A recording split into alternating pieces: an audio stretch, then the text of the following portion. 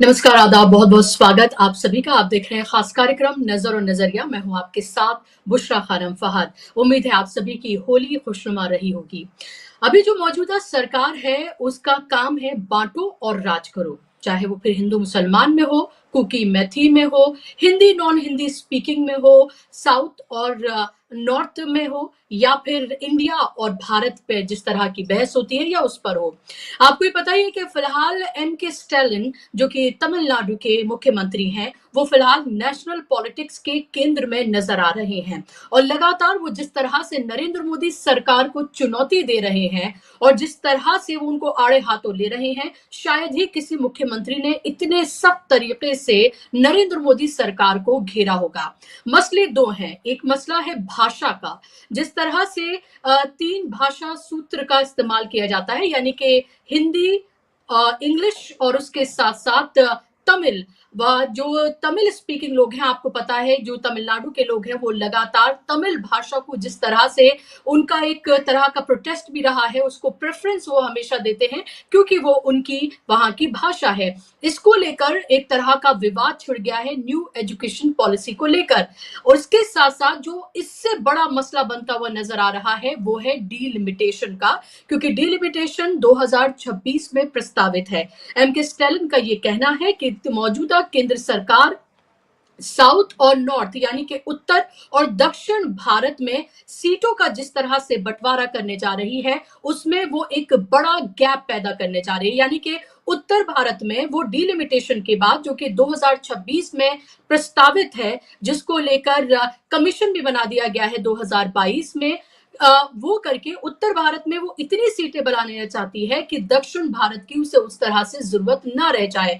परिसीमन जो होता है, परिसीमन का आधार होता है जनसंख्या, जहां जिन राज्यों की जितनी जनसंख्या होती है उस हिसाब से वहां पर चाहे विधानसभा की हो या लोकसभा की सीटें हो, उनको बढ़ाया या घटाया जाता है। अब एम के स्टालिन का ये कहना है कि इस तरह से उत्तर और दक्षिण की जो खाई है उसको केंद्र सरकार बढ़ाना चाहती है, यानी कि आप इसको इस तरह से समझिए, 2029 के लिए एक तरह से पूरी बिसात नरेंद्र मोदी बिछा रहे हैं कि कैसे 400 पार की बात करने वाले 240 पर सिमट गए थे नरेंद्र मोदी 2024 में। अब वो तैयारी 2029 की कर रहे हैं, हालांकि आपको ख्वाब वो 2047 के दिखा रहे हैं। 2029 में वो किस तरह से उत्तर भारत में यानी कि जो हिंदी भाषी लोग हैं, हिंदी पट्टी के जो राज्य हैं, वहां पर वो इतनी सीटें बढ़ा दें कि उन्हें उत्तर भारत दक्षिण भारत के जो राज्य हैं, वहां से उन्हें सीटों की जरूरत ही ना रह जाए। ये पूरी की पूरी प्लानिंग है और यही आरोप जो है वो लगाए जा रहे हैं। 2029 में आप इसलिए मैं बोल रही हूँ क्योंकि 2022 में ये परिसीमन का जो कमीशन है इसको बनाया गया था। 2011 में जनगणना होनी थी जो नहीं हो पाई, जो अब प्रस्तावित है जो होनी है, और उसके बाद ये जो पूरी की पूरी प्रक्रिया है उसको 26 और 27 तक पूरा कर लेना है। तमिलनाडु में 2026 में चुनाव है और पूरे देश में आपको पता है 2029 में चुनाव होने जा रहे हैं। ये कहा जा रहा है कि जो लास्ट परिसीमन हुआ था वो 1971 में हुआ था, जिसके बाद 543 सीटें लोकसभा की हो गई थी। अब इन 543 को 848 करना चाहती है केंद्र सरकार और उसमें जो उत्तर भारत है, जो हिंदी पट्टी के राज्य हैं, उनमें इनकी संख्या को बढ़ाना चाहती है। यानी कि अगर 80 है उत्तर प्रदेश में सीटें, तो ये कहा जा रहा है कि इसको बढ़ाकर 125 किया जा सकता है। 40 है बिहार में सीटें लोकसभा की, तो इसे बढ़ाकर डबल किया जा सकता है और इसी तरीके से मध्य प्रदेश, राजस्थान और ये तमाम हिंदी पट्टी के राज्य है जो है, इन सब में सीटें बढ़ाई जा सकती हैं। इसको लेकर एम के स्टालिन ने 5 तारीख को तमाम पार्टियों की मीटिंग बुलाई थी, जिसके बाद उन्होंने जेएसी का गठन किया था, जॉइंट एक्शन कमेटी का, और अब 22 तारीख को उन्होंने 7 राज्यों को, यानी कि तमिलनाडु को मिलाकर 8 राज्य हो गए, 7 राज्यों को उन्होंने चिट्ठी लिखी है, जिसमें आंध्र प्रदेश बेहद महत्वपूर्ण है।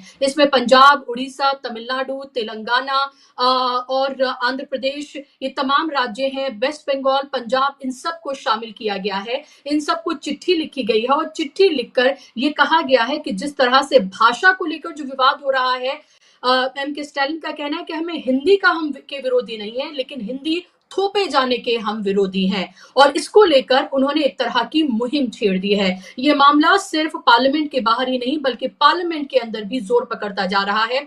एम के स्टालिन ने पूरा एक मोर्चा संभाल रखा है और वो न सिर्फ जो इंडिया गठबंधन में दल है न सिर्फ वो बल्कि जो साउथ के जो दूसरे घटक दल हैं उनके साथ भी वो पूरा तालमेल बिठा रहे हैं और उसमें सबसे महत्वपूर्ण हो जाते हैं चंद्रबाबू नायडू, क्योंकि चंद्रबाबू नायडू वो एक बैसाखी हैं जिनके सहारे केंद्र की सरकार चल रही है। सवाल ये उठ रहा है कि क्या चंद्रबाबू नायडू इसमें उनका साथ देते हुए नजर आएंगे, क्योंकि बेहद महत्वपूर्ण है ये पूरा मामला भाषा का और इसके साथ साथ डिलिमिटेशन का, क्योंकि आपको पता ही है कि हिंदी को किस तरह से थोपने का काम लगातार ये सरकार करती हुई नजर आ रही है। आपको पता ही होगा धर्मेंद्र प्रधान ने किस तरह से असभ्य बोला था तमिलनाडु के लोगों को, जिसके बाद बहुत विवाद हुआ और उनको माफी भी मांगनी पड़ी थी। मामला यही नहीं रुका है, क्योंकि जो 3 भाषा सूत्र की जो बात की जाती है कि आप हिंदी, अंग्रेजी और तमिल, जिसको तमिलनाडु से 2 भाषा तक लिमिट करना चाहता है, इसके बाद जो 2000 करोड़ की जो उसकी ग्रांट है उसको भी रोक दिया गया है और इसीलिए विवाद और ज्यादा बढ़ गया है।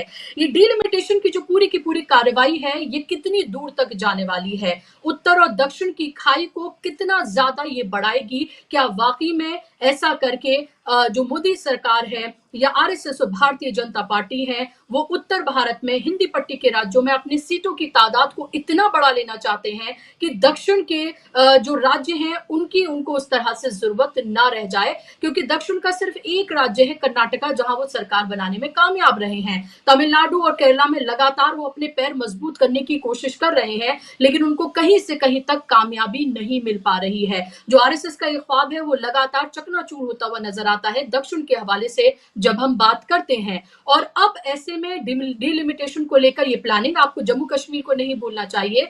जम्मू कश्मीर में जिस तरह से परिसीमन किया गया उसके बाद आपको पता है कि जम्मू में सीटों की तादाद को बढ़ाया गया ताकि कश्मीर की यानी श्रीनगर की अहमियत को कम किया जा सके। तो क्या यही किया जा रहा है, क्या यही करने की प्लानिंग है? और एक और महत्वपूर्ण बात कि जो कमीशन बनाया गया है परिसीमन को लेकर 2022 में जो बनाया गया था उसको इस तरह से संवैधानिक उसको वो प्राप्त है कि उसको कोर्ट में भी चुनौती नहीं दी जा सकती है, यानी कि एक बार अगर डिलिमिटेशन की प्रक्रिया शुरू हो गई और डिलिमिटेशन अगर कर दिया गया तो इसे अदालत में भी चुनौती नहीं दी जा सकेगी। तो आप समझिए किस तरह का खतरनाक खेल जो है वो करने की पूरी प्लानिंग जो है वो इस सरकार की चल रही है। आज इसी पर हम चर्चा करेंगे, इसी पर बात करेंगे। मेरे साथ खास मेहमानों का पैनल जुड़ गया है, 3 खास मेहमान हैं। स्क्रीन पर आप मेहमानों को ले आइए ताकि चर्चा का हम आगाज करें। आप ओमकारेश्वर पांडे जी को देख सकते हैं, सीनियर जर्नलिस्ट हैं। ओमकारेश्वर जी बहुत स्वागत आपका कार्यक्रम में। मेरे साथ डॉक्टर सुनीलम जुड़ गए हैं जो कि पॉलिटिकल सोशल एक्टिविस्ट हैं, किसान नेता हैं। डॉक्टर सुनीलम आपका भी बहुत स्वागत। मेरे साथ राजशेखर राव जी भी जुड़ गए हैं जो कि आंध्र प्रदेश से आते हैं खुद और इस मामले पे अच्छा खासा उनका काम भी रहा है। बहुत बहुत स्वागत आपका भी कार्यक्रम में। शुरुआत में ओमकारेश्वर जी आपसे करूंगी और फिर उसके बाद एक एक बात तमाम मेहमानों के पास आऊंगी। आप इस मामले को कितना संगीन आप देख रहे हैं? उत्तर और दक्षिण की खाई को बढ़ाने का काम तो लगातार चल ही रहा है, हिंदी को थोपने का काम चल रहा है, उस पर मैं बात करूंगी भाषा पर, लेकिन उससे पहले मैं बात करना चाहती हूँ डिलिमिटेशन पर। क्या आपको लग रहा है परिसीमन की इस प्रक्रिया को शुरू करके पहले जनगणना कराई जाएगी और उसके बाद डिलिमिटेशन की प्रक्रिया को शुरू कराया जाएगा, क्या हिंदी पट्टी के जो राज्य हैं उनमें संख्या को बढ़ाकर और जो दक्षिण के राज्य हैं उनमें उनकी संख्या को उस तरह से ना बढ़ाकर यह कम किया जा सकता है? और एम के स्टालिन का ये तर्क है कि भाई हमने काम किया स्वास्थ्य पर, हमने काम किया एजुकेशन पर, हमने काम किया फैमिली प्लानिंग पर, तो क्या हमें इसकी सजा मिल रही है? और उत्तर भारत के लोगों ने ऐसा नहीं किया तो वहां उनकी सीटों को बढ़ा दिया जाएगा। एक तरह से मोर्चा खोल दिया है उन्होंने। क्या आपको लग रहा है चंद्रबाबू नायडू इसमें उनका साथ देंगे? देखिए, इसको एक व्यापक परिप्रेक्ष्य में देखना पड़ेगा, क्योंकि भारत एक ऐसा देश है जिसकी तुलना पूर्व के सोवियत संघ जैसे राज्यों से देशों से होती है, जो एक इतना मजबूत देश था, इतना विशाल देश था। लेकिन वो इन्हीं सब डोमिनेंस की वजह से वो भी मल्टीकल्चरल, मल्टीलिंगुअल जैसे भारत की स्थिति है वैसी ही रहा है। और सोवियत संघ एक बहुत बड़ा एग्जाम्पल है, लोगों को उसको अध्ययन करना चाहिए, पढ़ना चाहिए, देखना चाहिए कि आखिर वो क्यों टूटा, क्यों कमजोर हुआ। इसीलिए कमजोर हुआ कि वहां पे जो रशियंस थे उन्होंने रशिफिकेशन करने की कोशिश की, एक डोमिनेंस लाने की कोशिश की। इंडिया में अगर हम हिंदी डोमिनेंस को बढ़ाने की कोशिश करेंगे, अगर हम साउथ नॉर्थ के बीच के जो इमोशनल कॉर्ड है उसको नहीं समझेंगे, तो एक ये जो असंतोष बढ़ेगा, ये पहले से ही दक्षिण भारत के राज्यों में हिंदी के प्रति एक असंतोष रहा है, एक थोड़ा सा भावना रही है वैसी। और कई बार हमने आंदोलन भी देखे, भाषाई आंदोलन को हमने भारत में देखा है। धीरे धीरे भारत में दक्षिण और उत्तर के बीच में जो डिवाइड है वो कम हुआ। कम होने के पीछे वजहें ये भी रही कि दक्षिण भारत के कुछ नेता प्रधानमंत्री पद के स्तर पर पहुंचे, मंत्री बनाए गए, इफेक्टिव तरीके से पॉलिटिकली उनको जोड़ने का प्रयास हुआ। नरसिंह राव जैसे लोग बने, बाद में देवेगौड़ा प्रधानमंत्री बने। तो इसने पार्टियों ने भी अपने अध्यक्ष पद पे दक्षिण के भारत के लोगों को बिठाना शुरू किया। तो उनको फीलिंग हुई कि नहीं, हम भी नेशनल लेवल पे आ सकते हैं और हमें भी मेन स्ट्रीम में माना जाता है, जोड़ा जाता है। ये भावना बीच बीच में भाषाई विवाद पैदा करके, हिंदी थोपने की कोशिश करके, उस तरह से जब आती है तो ये फिर से कोशिश होती है।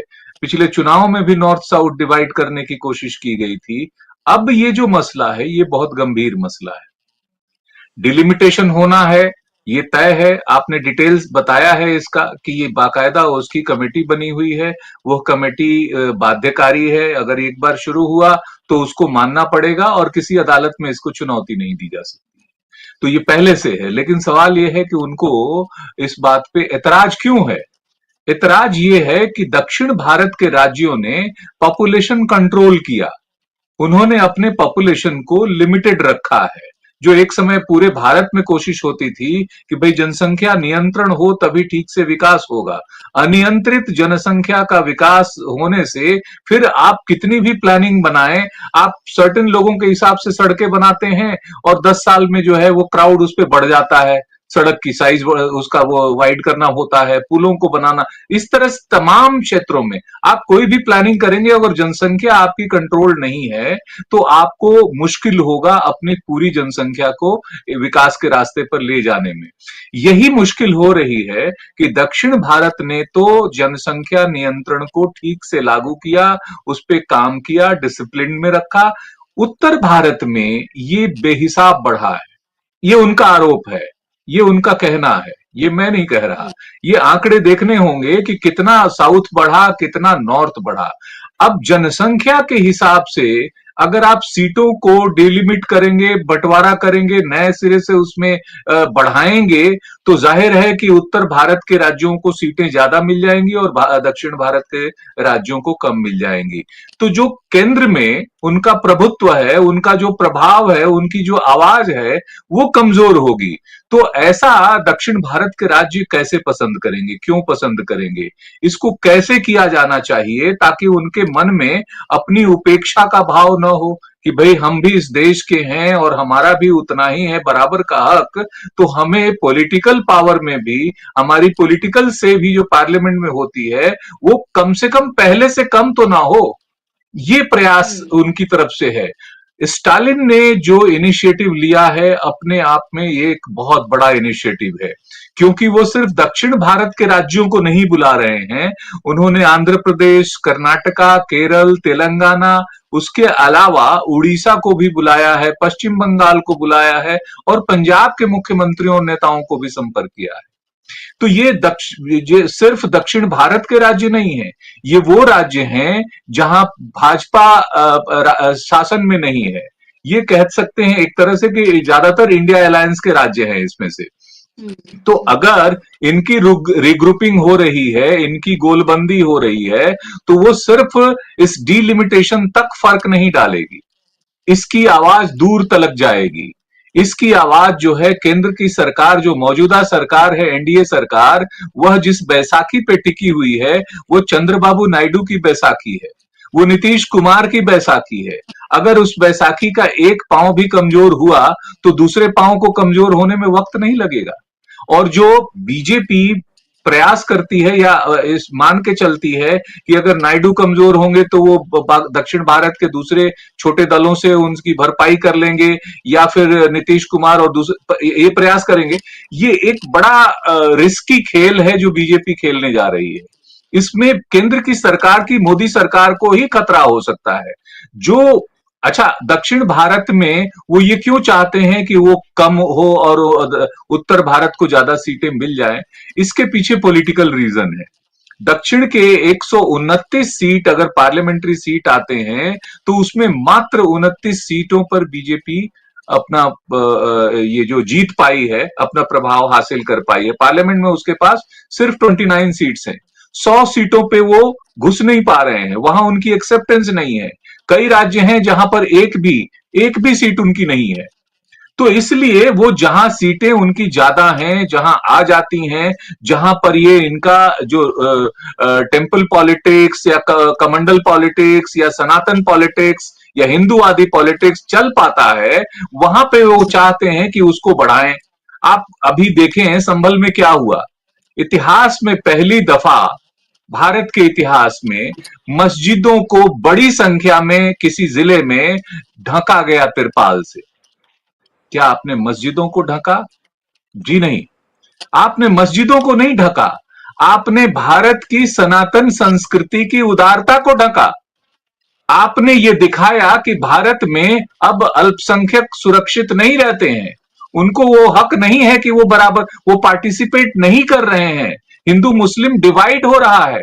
ये जो आरोप इंटरनेशनल कोर्ट्स में आती है, आप उसको जस्टिफाई कर रहे हैं। आप कह रहे हैं कि नहीं, यहां पर सर्वे भवंतु सुखिना वाला कल्चर नहीं है, जो कि गलत है। आप क्या कर रहे हैं? 75 साल में आज तक तो हमें ढकने की जरूरत नहीं पड़ी।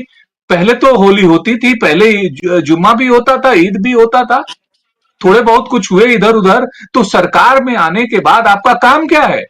आपका काम है ना दंगे रोकना, आपका काम है सामाजिक विभेद को रोकना, उसको नियंत्रित करना, और इस तरह नियंत्रित करना कि सब मिलके काम करें।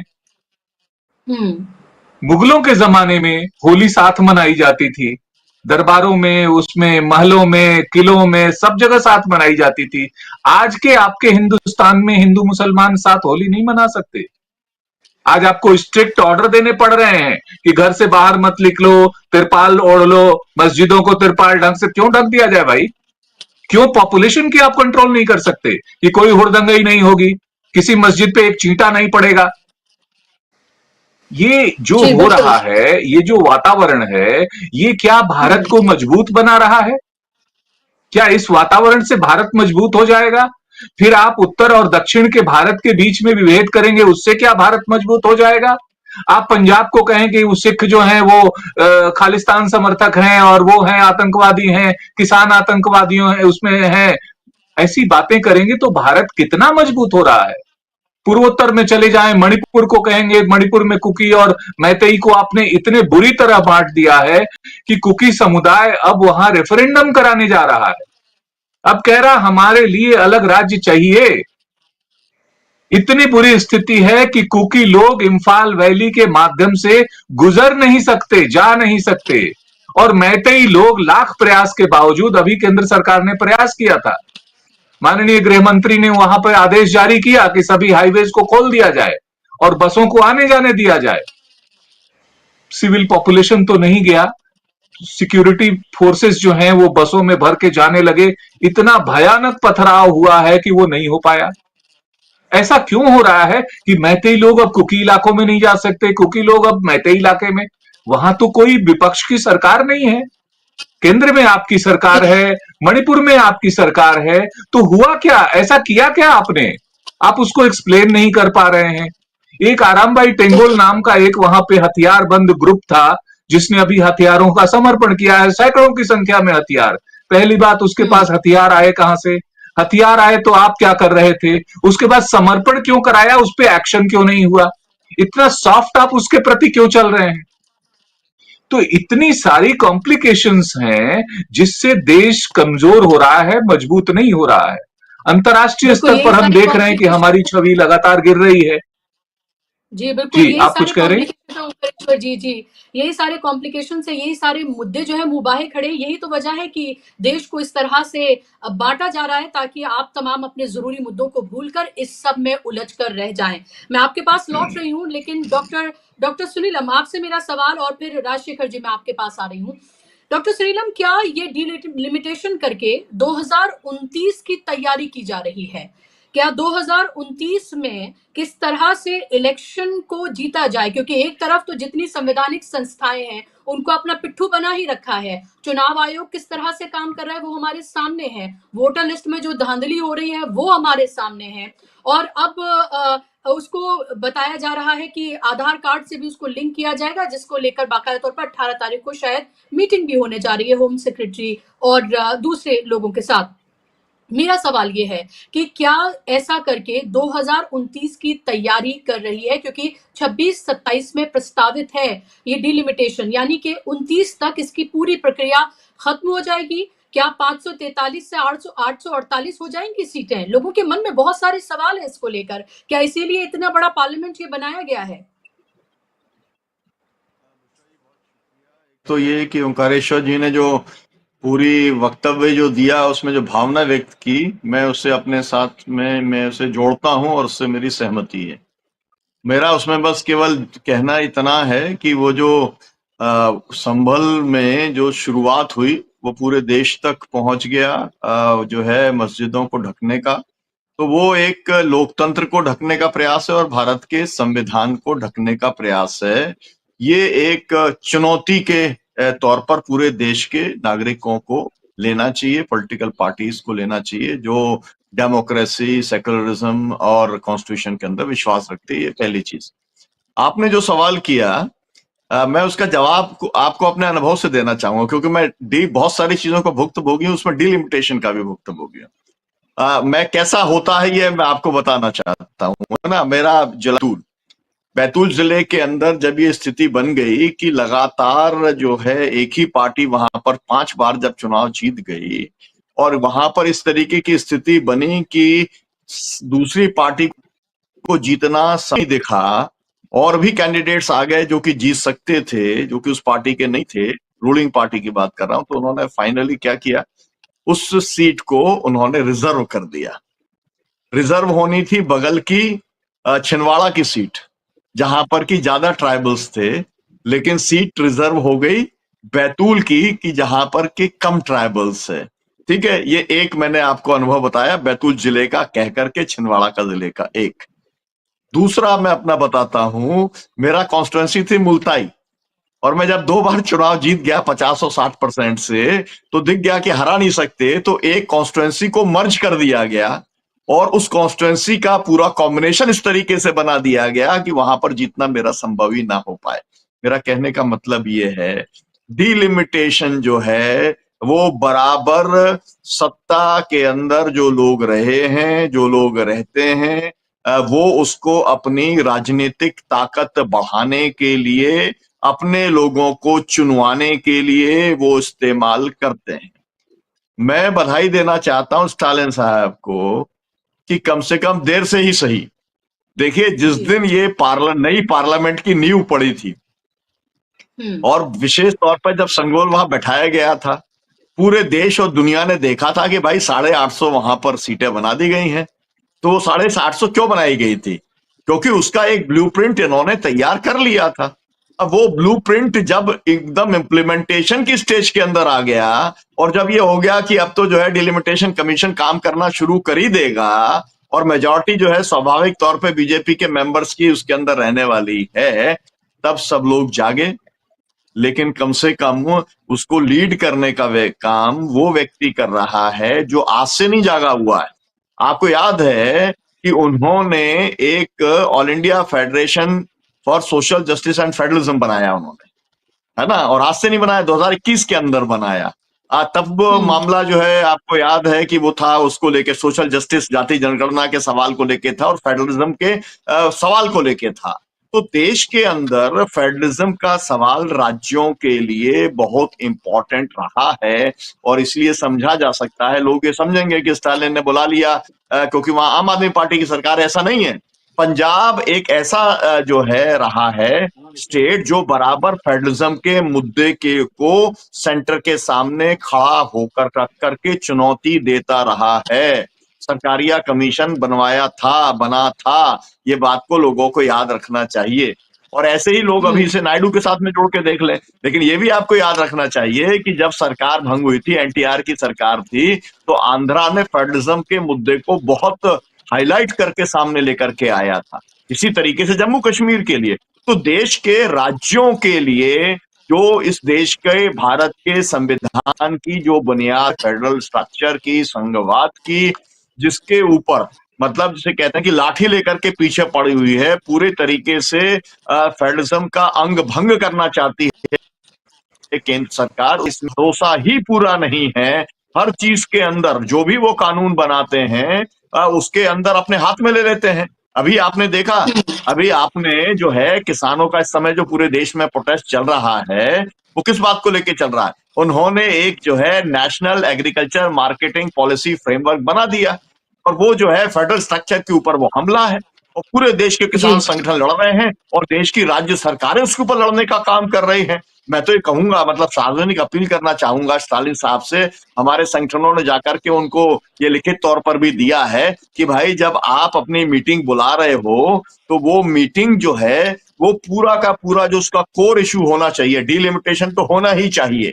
भाषा का सवाल बहुत सेंसिटिव सवाल है, वो तो होना ही चाहिए, लेकिन एनईपी का सवाल उससे बड़ा सवाल है ना, जिसको लेकर के जो है उन्होंने चैलेंज करने का काम किया है। वो अकेले भाषा को लेकर चैलेंज नहीं किया भाई, स्टेट जो सब्जेक्ट है उसका आपका जो है, आप स्टेट का सब्जेक्ट है एजुकेशन, और आप उसके अंदर जो है हस्तक्षेप करने का काम कर रहे हो, सब कानून आप बदलने का काम कर रहे हो, है ना, उसका एक हिस्सा एक जो है वो भाषा के तौर पर है।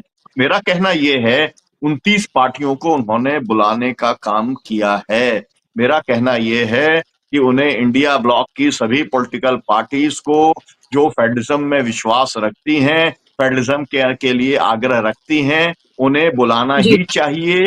और ये खतरा जो है ये सुपरफिशियल नहीं है, ये खतरा कागजी नहीं है, ये बहुत ही गंभीर खतरा है, क्योंकि आपने देखा है कि अपने अपने तरीके से चलता है और अपनी सोच से चलता है। हम लोग जनता पार्टी वाले हैं, है ना, लेकिन हमको ये मालूम है इंदिरा गांधी को पूरे देश ने हरा दिया था, लेकिन साउथ ने उनका साथ देने का काम किया था। उनकी अपनी समझ है, उनकी अपनी एक अंडरस्टैंडिंग है, सही है गलत है वो जो भी है, डेमोक्रेसी है, उन्हें अपनी बात रखने का और अपने हिसाब से डेमोक्रेटिक राइट्स को इस्तेमाल करने का, जैसे इस्तेमाल करना चाहें वो है। और ये सवाल कर्नाटक के लिए भी इम्पोर्टेंट है, केरला के लिए इम्पोर्टेंट है। तो मुझे लगता है कि ये जो 22 मार्च की जो मीटिंग है, भारतीय राजनीति के अंदर वो मील का पत्थर साबित होगी। इंडिया ब्लॉक को कायदे से इसकी लीडरशिप लेनी चाहिए थी, कायदे से। हम तो आपको, मैं तो कहना चाहता हूं, है ना, मुझे कहने में हर्जा नहीं है, हम लोगों ने कोशिश की थी कि ये इनिशिएटिव जो है कर्नाटक के चीफ मिनिस्टर लें, उनके जो एक जो है चीफ एडवाइजर थे, या उनके अभी जो योजना आयोग के उपाध्यक्ष हैं बी.आर. पाटिल, है ना, उनको के माध्यम से हमने सीएम को सुझाव दिया था कि ये मीटिंग उनको बुलाने का काम करना चाहिए, या ये मीटिंग जो है तेलंगाना की सरकार को बुलाने का काम करना चाहिए, क्योंकि ये इशू जो है, और मेरा कहना ये है कि कांग्रेस पार्टी को बहुत क्लियर कट पोजीशन, है ना, फेडरलिज्म के साथ में, फेडरल स्ट्रक्चर के साथ में उन्हें लेनी पड़ेगी, क्योंकि कई बार उसको लेकर भी सवाल उठे हैं। तो मेरा कहना ये है कि ये एक बहुत बड़ा पॉलिटिकल मूव है, ये बहुत बड़ा पॉलिटिकल मूव है, और ये बहुत जेन्युइन मूव है। किसी भी तरीके से सीटों के मैनिपुलेशन करके, जैसा आपने उल्लेख किया कि आपने जम्मू रीजन को आप जो है थोपना चाहते हैं, आप जो है श्रीनगर के रीजन के ऊपर, वो नहीं होने दिया जाएगा यही काम, और वहां की जनता ने ये काम कर दिया, है ना। ये बात आपने देख ली जम्मू कश्मीर के अंदर जिस तरीके से सरकार बनी। तो मेरा कहना यह है कि इसके अंदर ये बहुत अच्छी बात है कि 5 तारीख को जब उन्होंने मीटिंग बुलाई, वहां की सभी पार्टीज वहां पर उसके अंदर शामिल हुई, जो इंडिया अलायंस की पॉलिटिकल पार्टीज हैं, और मैं ये भी उम्मीद करता हूं कि सभी चीफ मिनिस्टर्स जाएंगे, और जो है सभी पार्टीज उसमें जाएंगी, और ये फेडरलिज्म जो एक संघवाद का जो सवाल है, ये पूरे देश के लिए अहम सवाल बनेगा, क्योंकि ये एक तरीके से कॉन्स्टिट्यूशन की नींव है, या नींव का पत्थर है। या ये कहा जाए कि इसी के ऊपर बिल्कुल। खड़ा हुआ है पूरा देश, और अगर आप इस पे हमला करोगे, इसका मतलब आप देश की एकता अखंडता के ऊपर आप हमला करोगे, उससे देश का नुकसान होगा। आप अपने आप को राष्ट्रभक्त कहते हो, मोदी जी, अमित शाह जी, संघ परिवार वालों, लेकिन आपका ये जो संघवाद के खिलाफ में जो काम है, ये देश का बहुत बड़ा नुकसान करेगा। और ओंकार पांडे जी ने जो ओंकारेश्वर जी ने जो एक बताया है ना, जो यूएसएसआर का जो एक्सपेरिमेंट का बताया है, उसके साथ लोगों को बगल का भी याद कर लेना चाहिए, पाकिस्तान का भी इसीलिए टुकड़े हुए क्योंकि वहां पर जो पंजाबीज जो थे, वो बंगालियों के ऊपर जिस तरीके से, भाषाई तरीके से, सैनिक तरीके से, हर तरीके से जो डोमिनेट करने की कोशिश कर रहे थे, ये देश चलेगा, विविधता के साथ चलेगा, सबको साथ लेके चलेगा। डोमिनेट करके कोई देश नहीं चल पाया, ये देश में भी बहुत सारी चुनौतियां खड़ी हो जाएंगी। हम तो एक तरीके से सबसे बड़े राष्ट्रभक्त तो हम लोग होने चाहिए जो फेडरलिज्म की बात कर रहे हैं, है ना, तो उनके ऊपर तमाम सारे सवाल लगाते हैं, उनके इंटेंशंस को डाउट करने का काम करते हैं, है ना, कि ये लोग तो इलाम जी के साथ श्वेता मिले जी, हुए हैं, तो ये लोग मैं तो जो आपके है पास लौट रही हूँ। तमिलनाडु वाले आपने लोग हैं, बहुत प्रथा किसकी बात करते हैं। जी जी जी जी, मैं आपके पास लौट रही हूँ। मैं एक बार राजशेखर जी को भी इसमें शामिल कर लूँ, फिर दूसरे सवाल के पास मैं साथ में आपके पास और ओमकारेश्वर जी के पास मैं लौट रही हूँ। ओमकारेश्वर और राजशेखर जी, आप तो आंध्र प्रदेश से ही आते हैं, यानी कि उस राज्य से आप आते हैं जो दो बैसाखी है, उनमें से एक बैसाखी जो कि नायडू हैं, वो वहाँ के मुख्यमंत्री हैं और केंद्र की सरकार उस पर टिकी हुई है। आंध्र प्रदेश के जो चीफ मिनिस्टर हैं, उनको भी चिट्ठी लिखी गई है, उनको भी बुलाया गया है। क्या आपको लग रहा है चंद्रबाबू नायडू जो हैं वो इस मीटिंग में शामिल होंगे? क्योंकि उनके लिए भी तो ये सवाल उतना ही महत्वपूर्ण है कि भाषा का हो या फिर डिलिमिटेशन का हो, क्योंकि अभी भले ही उन्हें लग रहा हो कि वो सत्ता की मलाई चाट रहे हैं, उनके साथ हैं, जो भी उनका ड्रीम प्रोजेक्ट है अमरावती, उस सब को लेकर उनसे वो काम कर रहे हैं, अभी वो टिक लगवा रहे हैं नरेंद्र मोदी से, लेकिन आगे आके तो उनको भी ये तमाम परेशानियां उठ खड़ी होंगी। आप कैसे देख रहे हैं, क्योंकि आप साउथ से आते हैं, डिलिमिटेशन करके क्या उत्तर भारत के को एक तरह से डोमिनेंस देने की कोशिश है पूरे दक्षिण पर? नमस्कार बुशरा जी, आपको और मेरे को पैनलिस्ट को भी वेरी गुड इवनिंग। मैं आपको दो मुद्दों पे बात करना चाहता हूं। पहले तो एक डिलिमिटेशन जो है उसकी जरूरत पड़ेगी या नहीं। दूसरी बात, अगर डिलिमिटेशन करना है तो किस फॉर्मूले के तहत करना है। अब हम चले जाएं 1950 में, उस समय पहले हम देखते हैं कि एक सांसद का काम क्या होता है। तो सांसद का काम ये होता है कि अपने लोगों, क्षेत्र के जो लोग हैं उनसे मिले, उनके शिकायतें ले, उनकी जरूरत क्या है वो संसद तक पहुंचाए और उसका समाधान निकाले। दूसरा एक काम है कि वो अपने क्षेत्र में दौरा करे। अब हम ये दोनों मुद्दों को लेकर 1950 में चले जाते हैं, तो उस समय एक क्षेत्र में दौरा करना कम से कम 8 से 10 घंटे का समय लगता था। 400-300 किलोमीटर का एक क्षेत्र हुआ करता था, उतना अगर दौरा करना चाहे तो मेरे ख्याल से 8-10 घंटे लग जाते थे। लेकिन आज वही 4-5 या 3-4 घंटे में हो जा रहा है। मतलब आपको दौरा करने का जो समय है वो घट गया है। फिर बाद में आ जाते हैं, उस समय हम क्या क्या सेवाएं देते थे सरकारी। सारी सेवाएं जो होती है, एजुकेशन हो, शिक्षा हो, या आपका हेल्थ हो, आपका पब्लिक वर्क्स हो, राशन डिस्ट्रीब्यूशन हो, जो भी है गवर्नमेंट मुहैया करवाती थी। उसके ऊपर निगरानी संसद को रखना पड़ता था और उसके शिकायतों को संसद तक लेके जाना जरूरी था। लेकिन आज वो पूरे सेवाएं जो है प्राइवेटाइज हो गई है। मतलब जो सरकार के ऊपर जो भार था, specially education, health, roads and buildings, और जो भी है सरकार के ऊपर जो बोझ था वो कम हो गया। मतलब आपको अगर कितने स्कूल्स चाहिए, अगर चाहिए तो आजकल कोई गवर्नमेंट स्कूल्स कॉलेजेस में जाता ही नहीं है, गवर्नमेंट सरकारी दवाखाने में कोई जाता ही नहीं है। वो पूरे जो सेवाएं हैं वो गवर्नमेंट से हट के प्राइवेट में चले गई है। मतलब लोगों के जो शिकायतें हैं, सांसद से जो शिकायत करने के जो मुद्दे हैं वो कम हो गए हैं। दूसरी बात, जो भी शिकायत करना है, सांसद से मिलने की जरूरत उस समय फेस टू फेस मिलने की जरूरत हुआ करती थी। आजकल हर एक के पास मोबाइल फोन है, ऑनलाइन एप्स है, आपकी जो भी शिकायत दर्ज करने का है तो ऑनलाइन एप्स आ गए हैं। वैसे ही आपको जो शिकायत का एक ग्रीवेंस रिड्रेसल का सिस्टम जो है वो 10% पे आ गया है। तो अगर हम सब इनको समराइज करें तो क्या डिलिमिटेशन की कोई जरूरत है भी या नहीं, ये पहला मुद्दा है।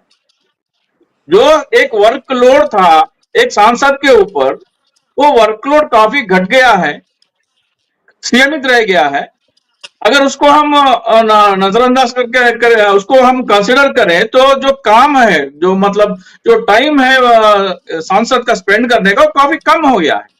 तो उस समय मतलब उस समय अगर हम मान लीजिए एक चुनाव क्षेत्र में आपके पास 3-4 करोड़ भी लोग हुआ करते थे, 1-2 करोड़ लोग भी हुआ करते थे, आज वो 3 गुना बढ़ भी गए हैं। तो आपके शिकायतें जो है, आपको लोगों को मिलने की जरूरत जो है वो काफी कम हो गई है। जी। तो आप तो आप ये कह रहे हैं कि डिलिमिटेशन की जरूरत, जी, तो आप कह रहे हैं कि है ही डिलिमिटेशन नहीं। की जरूरत उस तरह से नहीं है, क्योंकि एम.के. स्टैलिन ने कहा है कि इसको अटल बिहारी वाजपेयी ने 25 साल का इस पर कैप लगाया था, जो कि 26 में खत्म हो रहा है, और इसीलिए कहा जा रहा है कि तब डिलिमिटेशन होगा। एम.के. स्टैलिन कह रहे हैं कि इसको 30 साल और बढ़ा देना चाहिए। 30 साल या 50 साल भी बढ़ा ले, मतलब जो टेक्नोलॉजी आप लेके आए हैं, संसद के ऊपर जो वर्कलोड है वो काफी कम हो गया है। आपको लोग सांसद के पास जाने का जो वजह पहले हुआ करता था, जो रीजंस थे, आज करीब 60 to 70% खत्म ही हो गए हैं। तो आपको संसद से मतलब संसद को जो काम था, आम लोगों की जो जरूरतें थी, आज खत्म हो गई है करीब करीब। तो आप सांसदों को बढ़ाने की जरूरत नहीं है, बजाय उसके आप मर्ज करने की भी कोशिश करें। आप क्या है 543 से आप 400 लेके आए तो भी ठीक है, काम मैनेज कर लेंगे वो लोग। तो पहली बात जो है, एक जरूर मेरे ख्याल से जो स्टालिन साहब कर रहे हैं 30 साल का जो लॉक इन पीरियड है, वो मुझे जायज लगता है, और उसकी कोई जरूरत भी नहीं है आज के दिन इसको बढ़ाने की। पहले तो हम ये कोशिश करना चाहिए कि ये 543 पर ही अगले 30 साल तक बना रहे, क्योंकि उतनी जरूरत तो आज नहीं है। अगर आपको करना ही है तो जैसे मेरे साथी जो पैनलिस्ट कहे हैं कि पॉपुलेशन कंट्रोल पे जो काम साउथ इंडिया ने किया है वो नॉर्थ इंडिया में नहीं हुआ है। तो जो हमारे को जो उसका अप्रिसिएशन मिलने के बजाय आप हमें सजा देना चाहते हैं, ये जायज नहीं है। हमने पॉपुलेशन कंट्रोल के ऊपर जो भी नेशनल पॉलिसी थी, हमने उस पर अमल किया, उस पर काम किया, मेहनत किया, पॉपुलेशन को कंट्रोल में रखा। एजुकेशन में भी हम काफी अच्छा काम सुधार दिखा रहे हैं, और डेवलपमेंट में भी काफी आगे हैं। राजशेखर जी, क्या आपको एक सदर्न स्टेट का आप नागरिक हैं, क्या आपको ये डर है कि आपकी अहमियत को, उन राज्यों की अहमियत को खत्म करके उत्तर भारत के राज्यों की इतनी अहमियत बढ़ा दी जाए कि आप चाहे आपके वहां से सांसद चुनकर आए ना आए, उसमें एक तरह से जो रूलिंग पार्टी है उसके, भारतीय जनता पार्टी के, उन्हें उसकी जरूरत खत्म हो जाए, इसीलिए इसके दायरे को बढ़ा रहे हैं, इसको 543 से 800 कुछ सीटें हैं, जो कि अभी पता नहीं कितनी होंगी, लेकिन कुछ विशेषज्ञों का कहना है कि 848 भी हो सकती हैं। तो क्या इस बात का आपको डर है कि आपकी रिप्रेजेंटेशन को खत्म करने की कोशिश है ये? मैडम, डर तो क्या, हमने उसको भुगता है मैडम। हमने आंध्र प्रदेश का जो विभाजन हुआ, तेलंगाना का जो विभाजन हुआ, हमने देखा कि आंध्र प्रदेश की जो असेंबली है उस समय 294 सदस्यों की हुआ करती थी। 294 से 210 लोगों ने तेलंगाना का विभाजन का विरोध किया। आंध्र प्रदेश की असेंबली ने 2/3 बहुमत से खारिज किया कि तेलंगाना का विभाजन होना चाहिए। उसके बावजूद आपने संसद के जो आपके पास सत्ता थी, उसका जो आपका डोमिनेंस था, उसके ऊपर हमारे ऊपर लाद दिया और कह दिया कि आंध्र प्रदेश का विभाजन होगा। आंध्र प्रदेश में तेलंगाना में 17 सांसद थे, वो चाहते थे कि विभाजन हो। आंध्र प्रदेश के 25 चाहते थे कि स्टेट यूनाइटेड रहे। हमारी बात सुनी ही नहीं गई, हमने ये भुगता है। आप जो आने वाली जो डर की बात कर रहे हैं, हम भुगत रहे हैं। जब आंध्र प्रदेश और तेलंगाना का विभाजन हुआ, तेलंगाना में जो एम्प्लॉयमेंट पूरा तेलंगाना में रह गया, डेवलपमेंट पूरा हैदराबाद जो है तेलंगाना को चला गया। आंध्र प्रदेश में इंडस्ट्रीज नहीं है। इंडस्ट्रीज लेके आने के लिए आंध्र प्रदेश को यह कहा गया, मनमोहन सिंह जी ने कहा कि आपको 5 साल की स्पेशल कैटेगरी स्टेटस देंगे ताकि हम इन्वेस्टर्स को वहां ला के इंडस्ट्रीज खड़ा कर सके। तो भाजपा ने कहा, मोदी जी ने कहा कि हम 5 नहीं 10 साल का देंगे। जैसे ही वो सत्ता में आए, अपने असली रंग दिखाए, वो बोले कि वो तो एक जुमला है, चुनावी जुमला है। इतना धोखा जो आंध्र प्रदेश को मोदी ने दिया, मेरे ख्याल से किसी और ने नहीं किया होगा। अब आप आते हैं, अगर डिलिमिटेशन होना है तो किस तरह होना है। डिलिमिटेशन के 2 आंकड़े आ रहे हैं, 848 मतलब 848 और 888। दो फिगर्स आ रहे हैं, मतलब 543 को अगर आप 1.55 से मल्टीप्लाई करें, 1.55 से मल्टीप्लाई करें तो बनता है 848, और अगर आप 1.64 से करते हैं तो बनते हैं 888। आप जहां भी जितने भी सीट बढ़ा रहे हैं, जितने भी राष्ट्र में बढ़ा रहे हैं, आप उस कॉमन फैक्टर को डिसाइड कर दीजिए और उसी फैक्टर से मल्टीप्लाई करके उस राज्य को उतरे दे दीजिए। मगर अगर आप 1.55 से आपको उत्तर प्रदेश के 80 सीट को बढ़ाना है तो उसको आप 1.55 से गुना करके जितने भी सीट बनते हैं वो यूपी को दे दीजिए। हमारे जो 25 है उसको 1.55 से मल्टीप्लाई कीजिए, जितने भी बनते हैं हमें दे दीजिए। ये आपको ख्याल रखना चाहिए कि जो रेशियो आज जिस प्रतिशत में आज हर एक राज्य का सांसदों का कॉम्बिनेशन है, डिलिमिटेशन के बाद में वही बरकरार रखें। अगर उसको आप डिस्टर्ब करना चाहते हैं और नॉर्थ साउथ डिवाइड को आप बढ़ाना चाहते हैं और हमारी बात को अनदेखी करना चाहते हैं और हमारी आवाज को दबाना चाहते हैं, तो जैसे सुनीलम जी ने कहा कि पाकिस्तान के पंजाबियों ने जो बंगालियों के साथ किया, अगर सुलूक आंध्र प्रदेश के या दक्षिण भारत के साथ हुआ, मुझे तो डर है कि ऐसी कोई परिस्थिति आगे हमें देखने को न मिले। तो जी, मैं बहुत भारतीय जनता महत्वपूर्ण बात पार्टी आप के कह खास रहे हैं। मैं आपके पास लौट रही हूँ अगले सवाल के साथ राजशेखर जी, और आपने बहुत महत्वपूर्ण बात कही है और यही डर तो है। क्या ओंकारेश्वर जी, मैं इस वर्ड का इस्तेमाल तो नहीं करना चाहती, लेकिन बहुत सारे विशेषज्ञ हैं जो सिविल वॉर की बात करते हैं कि अगर इसी तरह से रहा तो आगे देश में क्या क्या हो सकता है। जिस तरह की खतरनाक प्लानिंग आरएसएस और बीजेपी कर रही है, अगर आप इसी तरीके से देश के एक धड़े को, यानी कि हम दक्षिण भारत की बात करें, उन्हें सप्रेस करने का काम करेंगे, उनके ऊपर भाषा थोपेंगे, आप डिलिमिटेशन करके उत्तर भारत की सीटों को बढ़ाएंगे और उनकी अहमियत को बिल्कुल खत्म कर देंगे, तो विद्रोह तो होगा।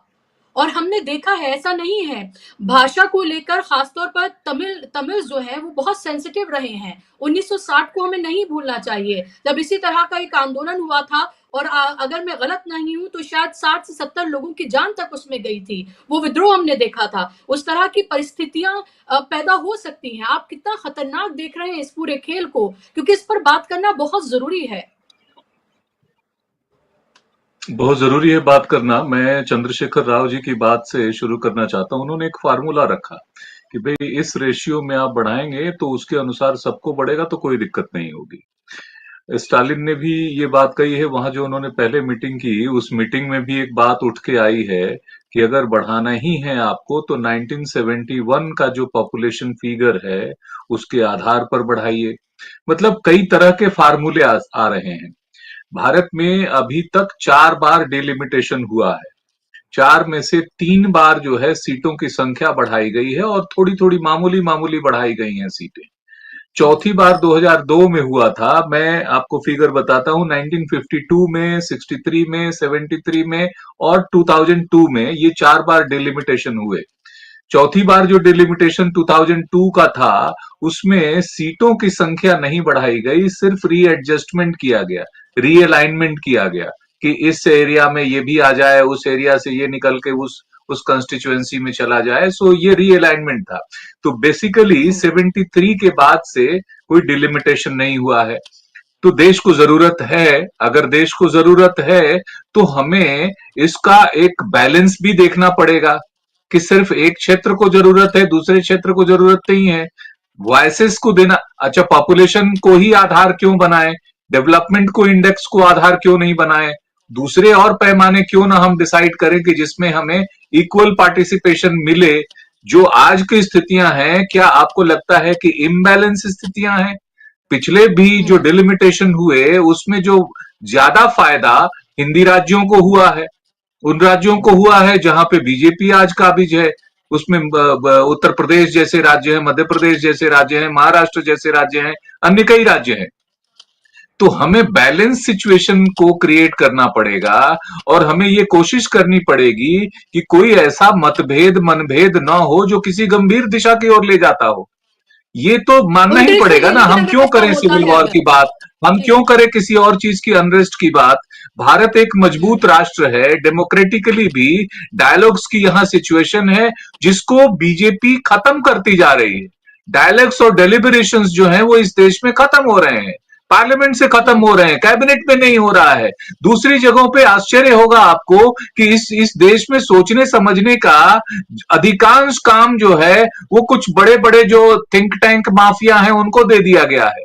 सरकारों की ये रिपोर्ट है कि ये कौन कर रहा है, सोचने समझने का काम पीडब्ल्यूसी, प्राइस वाटर कूपर, केपीएमजी, इस तरह के डेलॉयट्स, इस तरह की संस्थाएं कर रही हैं, तमाम मंत्रालयों में कर रही हैं। ये एक गंभीर मसला है। ये लोकतंत्र के लिहाज से इस नॉर्थ साउथ को ही नहीं, समूचे देश के लोकतंत्र के हिसाब से जरूरी है। इसमें अन्य राज्य भी शामिल हैं। उड़ीसा में तो बीजेपी की सरकार है, लेकिन अन्य राज्यों में विपक्षी सरकारें हैं। उन सरकारों के साथ अगर उनमें जरा भी मतभेद है, यहाँ पे काउंसिल ऑफ स्टेट्स की मीटिंग हुआ करती थी, सेंटर स्टेट काउंसिल की मीटिंग हुआ करती थी, अब वो सब बंद है। राष्ट्रीय एकता परिषद हुआ करता था, वो सब बंद है। नेशनल इंटीग्रेशन काउंसिल, हम उसकी मीटिंग्स को हम कवर कर चुके हैं, अटेंड कर चुके हैं, देख चुके हैं। डॉक्टर सुनीलम को अच्छी तरह याद होगा। तो अब ऐसे विषयों पे बजाय इसके कि हम हैफेजेडली एकदम से तुरंत एक्शन में चले जाएं, रातों रात कर दें, ये लॉकडाउन नहीं है ना कि तुरंत आप रात को डिमोनेटाइजेशन की तरह, लॉकडाउन की तरह, फार्म्स बिल की तरह आप वन साइडेड करना चाहेंगे। तो फार्म्स बिल का क्या हुआ? साल भर तक आंदोलन चला, 700 से ज्यादा लोग उसमें किसान शहीद हुए, उसके बाद फॉर्म उसको विड्रॉ करना पड़ा। तो चीजों को आपसी विचार विमर्श के साथ, बातचीत करके साथ, अगर गंभीर सवाल उठ रहा है तो इन राज्यों की बैठक बुलाइए, उसमें बातचीत करिए कि भाई क्या कंसर्न है, ये तो देश के लिए है, देश का हिस्सा आप भी हैं। ये चीज जो मुश्किल हो रही है कि नहीं हमने तय कर लिया, ये इसमें है, कानूनन ऐसा हो रहा है, इसमें कमेटी की रिपोर्ट को कोर्ट में भी आप ले नहीं जा सकते, इसको थोपना कहते हैं। आप उसी चीज को बातचीत करके उसका रास्ता निकाल के समझा बुझा के कि नहीं साहब ये नहीं, ऐसे है, कुछ आपकी भी बात मान लेते हैं, कुछ ऐसे भी कर लेते हैं, आपको वो भी नहीं होगा, आपको नुकसान भी नहीं होगा, और उसको करते हैं। ये रास्ता मुझे लगता है कि निकाला जाना चाहिए, जो अनफॉर्चुनेटली बीजेपी के टेम्परामेंट में नहीं रही है। इनके सरकार के टेम्परामेंट में ये डिस्कशन, डिस्कोर्स, डिबेट, डायलॉग ये नहीं रहा है, इसलिए ये समस्या खड़ी हो रही है। जी बिल्कुल, आपको रोक रही हूँ माजरत के साथ क्योंकि वक्त की कमी है, और क्विक कमेंट मैं दोनों से लेना चाहूंगी, डॉक्टर सुनीलम और राजशेखर जी से।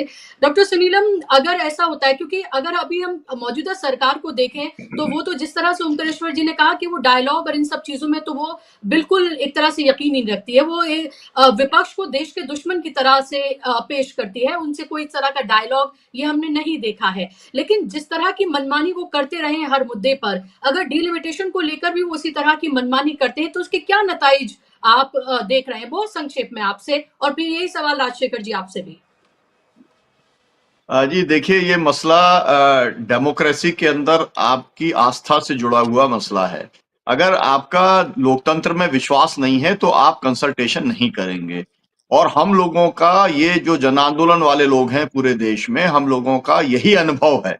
ऐसा नहीं है कि कांग्रेस पार्टी जो है हम लोगों की बात मान लेती है, लेकिन वो डायलॉग करती है ना, उसे जो करना है उसके ऊपर वो आगे बढ़ेगी, लेकिन डायलॉग करती है। ये लोग डायलॉग नहीं करते, ये केवल अपना जो भी इनने तय किया, और ये तय कहां से होता है, क्योंकि अभी जिक्र किया तो ये पूरा का पूरा जो 3 कृषि विरोधी कानून थे, ये अडानी के ऑफिस में बने थे और उसके बाद में फाइनल हुए थे नीति आयोग के अंदर, और वहां से सरकार के पास आए और कैबिनेट ने अप्रूव कर दिया। तो मेरा कहने का मतलब ये है कि आप जो एक डेमोक्रेटिक प्रोसेस से जो हर चीज होनी चाहिए, अगर आप वो करें तो लोगों को न्यूनतम शिकायत होगी, लेकिन अधिकतम शिकायत इसलिए होती है कि आप वो प्रोसेस को अपनाने को तैयार नहीं है, जबकि पूरी जो पार्लियामेंट्री जो सिस्टम है, पार्लियामेंट्री डेमोक्रेसी है, वो कंसल्टेशन के ऊपर ही टिकी है। पार्लियामेंट से अगर 145 लोगों को बाहर कर दिया जाता है, या हम लोग जो देख रहे हैं अभी भी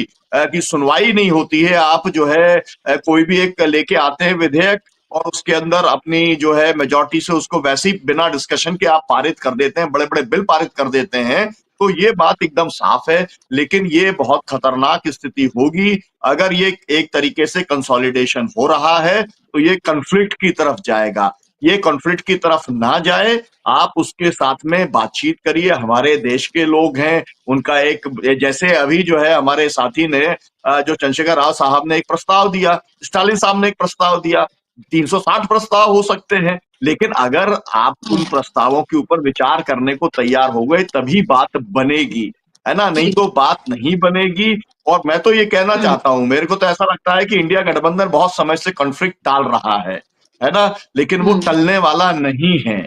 और ये जो बात है इस देश के अंदर, जो एक आपने एनार्की वाली स्थिति की कहा था, गृहयुद्ध वाली जो स्थिति है, वो तो इसलिए होगी क्योंकि आप बेरोजगारी है, आप इस पे बात करने को तैयार नहीं है कि रोजगार लोगों को कैसे मिलेगा, महंगाई कैसे कम होगी। आप इस सब के जो बिल्कुल। सवाल हैं कि भाई किसानी कैसे बचेगी, गांव कैसे बचेगा, इस देश के अंदर संस्कृति कैसे बचेगी, विविधता कैसे बचेगी, तो आप किसी पे बात करने को तैयार नहीं है। आपका जो भी एक है, एक अपना संघ परिवार वाला एक अपना पूरा एक सोच है, वो आपने दे दिया अधिकारियों को, उसके हिसाब से उन्होंने पॉलिसी बनाई।